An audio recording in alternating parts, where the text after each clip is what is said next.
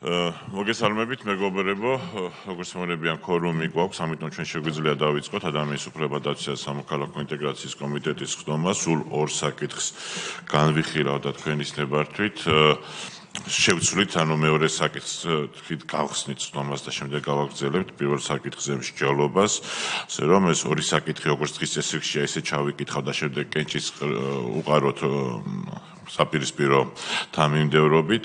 Პირველი არის, ისე ვთქვათ, პაკეტი, რომელიც არის საქართველოს პარლამენტის წევრების, ბატონ არჩილ გორდულაძის, თორნიკე ჭეიშვილის, დავით მათიკაშვილის და სხვების მიერ წარმოდგენილი. და მეორე საკითხი არის, სადაც მოხსენებელი იქნება ბატონი დავით მათიკაშვილი და მეორე საკითხი არის ასევე პაკეტი, რომელიც არის მთავრობის მიერ წარმოდგენილი და აქ შედის ცვლილებები სისხლის სამართლის კოდექსსა და ადმინისტრაციულ სამართალდარღვევათა კოდექსში. მოხსენებელი იქნება გარემოს დაცვის და სოფლის მეურნეობის მინისტრის პირველი მოადგილე ქალბატონი ნინო თანდილაშვილი. გთხოვთ ამ თანმიმდევრობით, როგორც თქვი, საპირისპირო თანმიმდევრობით უყაროთ კენჭი საკითხებს, ამიტომ მადლობა დამტკიცებისთვის დღის წესრიგის და ქალბატონ ნინოს ვთხოვ წარმოგვიდგინოს აღნიშნული ინიციატივა. მოგესალმებით, მადლობა ბატონ რატი, წარმოგიდგენთ საქართველოს მთავრობის საკანონმდებლო ინიციატივის წესის წარმოდგენილ სისხლის სამართლის კოდექსში და ადმინისტრაციულ სამართალდარღვევათა კოდექსში ცვლილებების პროექტს. მოგახსენებთ, რომ მნიშვნელოვანი ცვლილებები განსაზღვრული არის ძირითადად სისხლის სამართლის კოდექსით და კანონპროექტი მიზნად ისახავს ხეთყით უკანონო სარგებლობასთან დაკავშირებით არსებული პასუხისმგებლობის გამკაცრებას და უნდა აღინიშნოს, რომ აღნიშნული საჭიროება გამომდინარეობს იქედან, რომ ხეთყის უკანონო სარგებლობის მიმართულებით სამინისტროს მიერ გამოვლენილი ფაქტების რაოდენობა კვლავ სამწუხაროდ მაღალ ნიშნულზე გახლავთ, რაც მნიშვნელოვანი აღინიშნოს, რომ სახელმწიფოს მხრიდან მოითხოვს შესაბამისი საპასუხო ღონისძიებების განხორციელებას და წარმოდგენილი ცვლილებები უმეტესწილად უკავშირდება სამასალე მერქნის უკანონო მოპოვების ფაქტებს და ამ ნაწილში პასუხისმგებლობის გამკაცრებას. პირველი მნიშვნელოვანი ცვლილება, რაც ჩვენ შემოთავაზებული გვაქვს, ეს ეხება არალეგალური, ასე ვთქვათ, უკანონოდ ჩამოყალიბებული სახერხი საამქროების შემთხვევებს და ასეთი შემთხვევებისთვის პასუხისმგებლობის გამკაცრებას. უნდა აღინიშნოს, რომ საკმაოდ, ასე ვთქვათ, მძიმეა სტატისტიკა უკანონო სახერხების მოწყობის და არალეგალურად მოწყობილი სახერხის საამქროების გამოვლენის. ციფრებით რო ვისაუბროთ, 2022 წელს ზედამხედველობის დეპარტამენტმა 87 უკანონოდ მოწყობილი სახერხის საამქრო გამოავლინა, 2023 წელს 76, თუმცა სამწუხაროდ მაჩვენებელი მზარდია და 2024 წელს 93 ასეთი შემთხვევა გამოვლინდა. თავისთავად უკანონოდ არალეგალურად მოწყობილი სახერხი საამქრო ნიშნავს, ასე ვთქვათ, იქ უკანონოდ მოპოვებული რესურსის შეტანას და აქედან სამასალე მერქნის დამზადებას. ბუნებრივია ეს გვესმის კარგად. უნდა აღინიშნოს ისიც, რომ ხა თვითონ სახერხის საამქროს მოწყობა ძალიან დიდ დანახარჯებთან და ასე ვთქვათ, ძალიან დიდ დროსთან დაკავშირებული არ არის მისი მოწყობა და მონტაჟი, ამიტომ გვაქვს ეს შემთხვევები სამწუხაროდ და აქედან გამომდინარე ვფიქრობთ, რომ მნიშვნელოვანია პასუხისმგებლობა გამკაცრდეს. უნდა აღინიშნოს ასევე, რომ ერთ უკანონო სახერხ საამქროში დაახლოებით დღის განმავლობაში საშუალოდ 18-20 კუბური მეტრი უკანონოდ მოჭრილი მერქნულ რესურსის სამასალეთ, ასე ვთქვათ, გამზადება არის შესაძლებელი. უკვე ფიცარს, რასაც უწოდებთ ხოლმე და ამიტომ ასე ვთქვათ, ამ მიმართულებით გადაწყდა, რომ გამკაცრდეს პასუხისმგებლობა და სისხლის სამართლის კოდექსში არალეგალური სახერხის საამქროს მოწყობისთვის პასუხისმგებლობა ნაცვლად 1 წლამდე თავისუფლების აღკვეთისა განესაზღვრება 1-დან 3 წლამდე ვადით, ანუ ასე ვთქვათ, კაცრდება პასუხისმგებლობის ზომა, ხოლო იგივე ქმედება განმეორებით ჩადენილი, უკვე ასეთ შემთხვევაში, ასე ვთქვათ, 1-დან 2 წლამდე ვადა იცვლება 3-დან 5 წლამდე ვადით. ანუ ეს არის ერთ-ერთი მნიშვნელოვანი ცვლილება.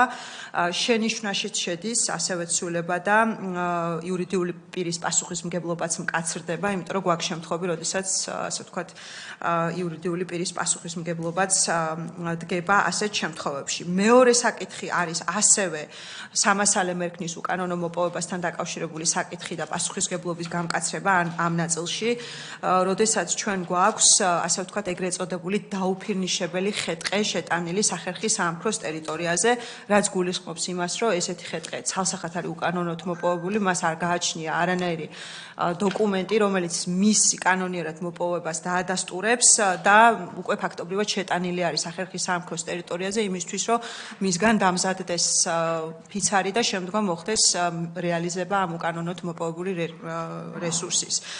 და აქაც ჩვენ ვამკაცრებთ პასუხისმგებლობას ისეთი შემთხვევისთვის, როდესაც დაუფინიშებელი გვალი ხეტყე, ანუ რომ მორი ეგრეთ წოდებული, რასაც ვეძახით ხოლმე, საიდანაც ფიცარი მზადდება და სასჯელი განისაზღვრება თავისუფლების აღკვეთის ვადით 1-დან 3 წლამდე და განმეორების შემთხვევაში 3-დან 5 წლამდე. ანუ აქაც ასე ვთქვათ დამძიმებული არის პასუხისმგებლობა. გვაქვს ასევე ცალკე ასე ვთქვათ გამოყოფილი პასუხისმგებლობის ზომა დიდი ოდენობით მრგვალი ხეტყის მორის უпроსწორად უკანონო დამზადების შედეგად, როდესაც ზიანი მიადგა გარემოს და დიდი ოდენობა ჩათვლილი არის 3000 ლარის ზემოთ, ასე ვთქვათ, მიყენებული ზიანი. ასევე მნიშვნელოვანი მესამე ცვლილება გახლავთ პასუხისმგებლობის გამკაცრება ხეტყის უკანონო დამზადებისთვის უკვე ადმინისტრაციული სახდელის დადების შემდგომ, ასე ვთქვათ, როდესაც ერთჯერადად გამოვავლინეთ ადმინისტრაციული სახდელით, ასე ვთქვათ, შესაბამისი პასუხისმგებლობის ფორმები გატარდა და ზომები გატარდა და ამის შემდგომ უკვე იგივე პირი განმეორებით ჩაიდენს უკანონოდ ხეტყის მოპოვებას, ასეთ შემთხვევაში პასუხისმგებლობა გამკაცრებული იქნება თავისუფლების აღკვეთის ვადით და ოღონდ დიდი ოდენობის შემთხვევაში ეს არის 5-დან 7 წლამდე პასუხისმგებლობა შემოტანილი.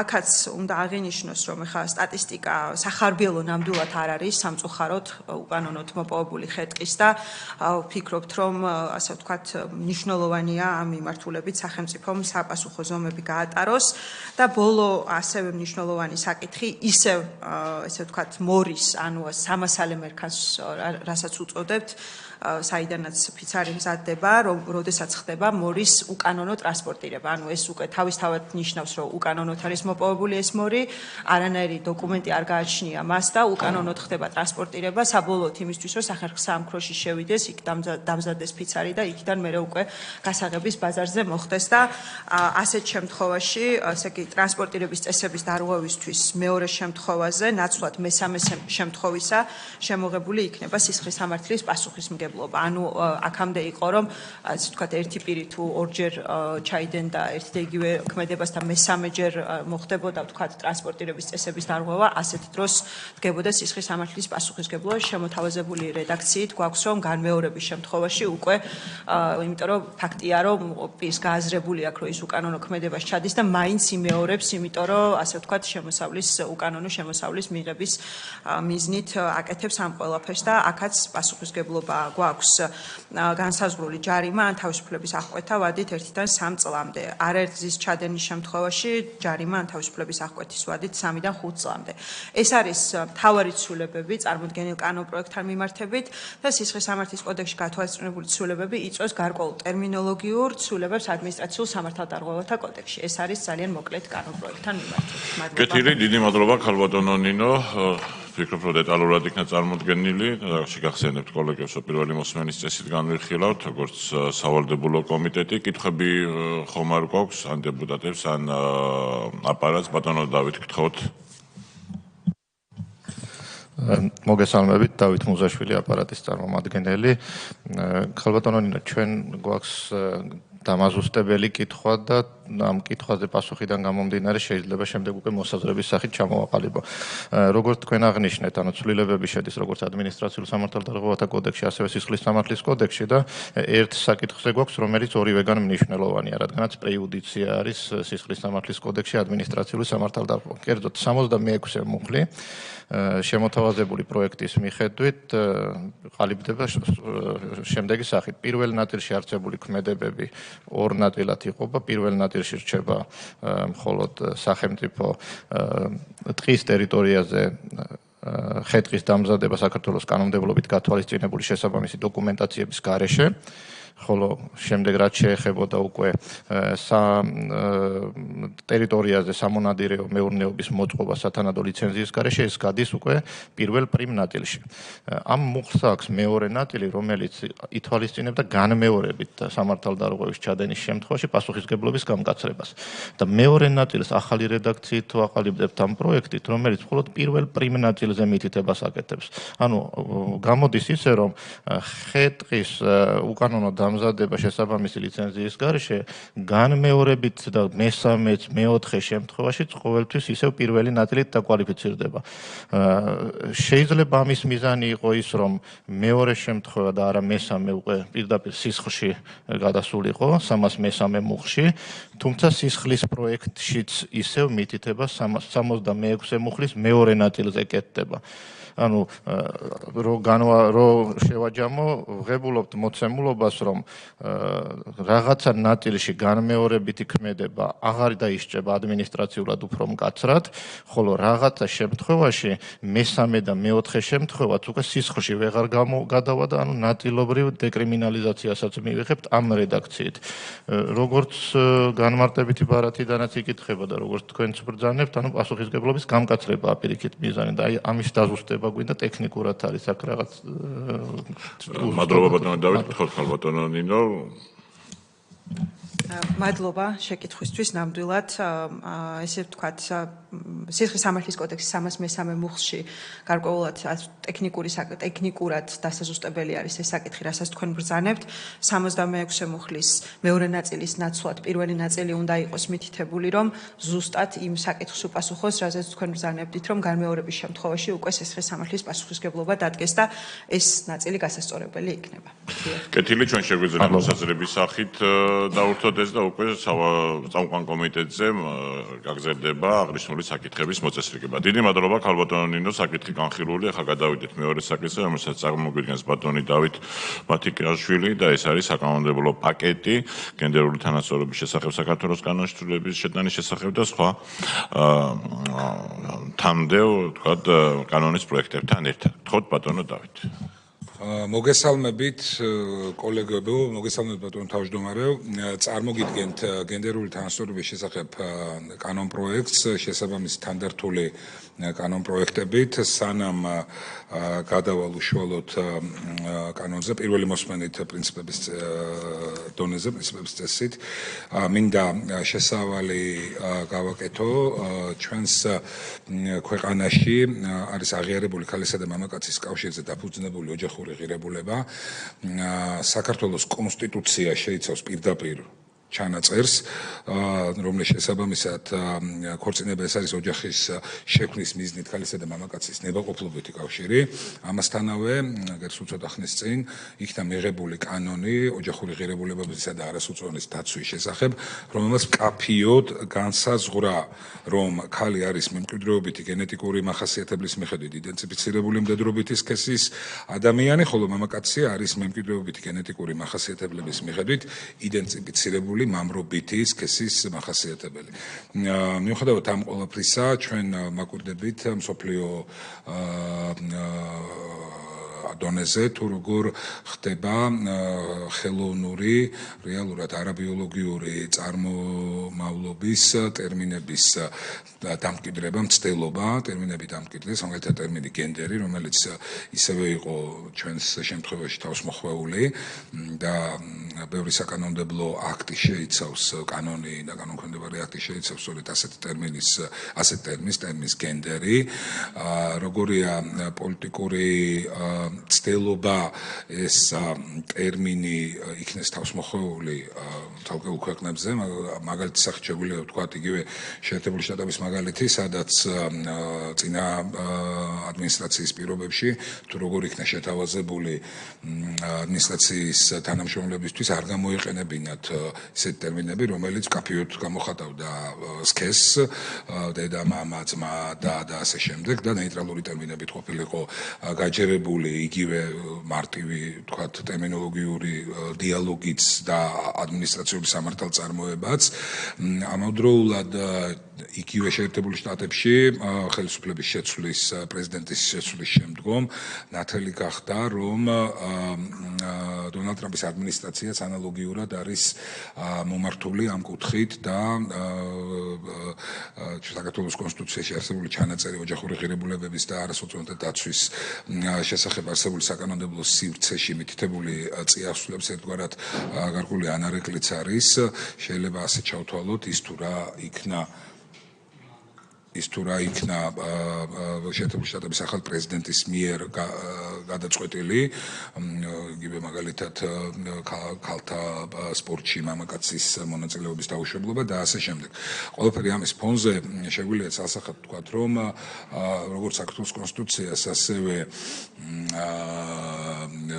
კანონს ოჯახური ღირებულებებისა და არასოციალურ დაცვის შესახებ არ მიესადაგება და წინააღმდეგობაში მოდის ის ტერმინოლოგიები, კონკრეტულად გენდერი, რომელიც არის არაერთ საკანონმდებლო სივრცეში ჩაწერილი და სწორედ ამ ასე ვთქვათ უკვე შეუთავსებლობის გამოსწორება სამსახურება ეს საკანონმდებლო ინიციატივა ბატონ თავმჯდომარე აქვე მინდა გითხრათ რომ გარდა